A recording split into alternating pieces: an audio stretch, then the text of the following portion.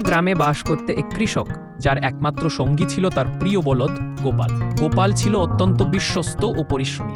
প্রতিদিন ভোরে উঠে সে কৃষকের সঙ্গে মাঠে কাজ করতে, কখনোই কোনো অভিযোগ করতে না। গোপালের পরিশ্রমেই কৃষকের ফসল ভালো হতো আর সে গ্রামে সমৃদ্ধি অর্জন করতে। কিন্তু কৃষক ছিল স্বার্থপর। সে গোপালের যত্ন নিতে না, তাকে ভালো খাবার দিতে না, এমনকি কখনো আদরও করতে না। একদিন গোপাল অসুস্থ হয়ে পড়ে, সে আর কাজ করতে পারছিল না। কৃষক তখন চিন্তা করল, এখন তো গোপাল কোনো কাজের না, তাকে বিক্রি করে দিই।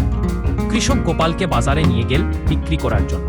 কিন্তু গোপাল কিছু বুঝতে পারছিল না। সে ভাবছিল, আমার প্রিয় মালিক আমাকে কোথায় নিয়ে যাচ্ছে। বাজারে পৌঁছে কৃষক গোপালকে এক কসাইয়ের কাছে বিক্রি করে দিল। গোপাল তখন বুঝতে পারল তার প্রিয় মালিক তাকে বিক্রি করে দিয়েছে। তার চোখে জল চলে এলো, কিন্তু সে কিছু বলতে পারল না। কসাই তাকে নিয়ে যেতে লাগলো। হঠাৎ গোপাল ছুটে পালিয়ে গেল এবং তার পুরনো ঘরে ফিরে এল। কৃষক গোপালকে দেখে অবাক হয়ে গেল। গোপালের চোখে ছিল দুঃখ আর বিশ্বাসঘাতকতার ছাপ। কৃষক তখন বুঝতে পারল সে কত বড় ভুল করেছে। সে গোপালের কাছে ক্ষমা চাইল এবং প্রতিজ্ঞা করল আর কখনো তাকে কষ্ট দেবে না। গল্পের শিক্ষা: যারা আমাদের নিঃস্বার্থ ভালোবাসে তাদের কখনো অবহেলা করা উচিত নয়।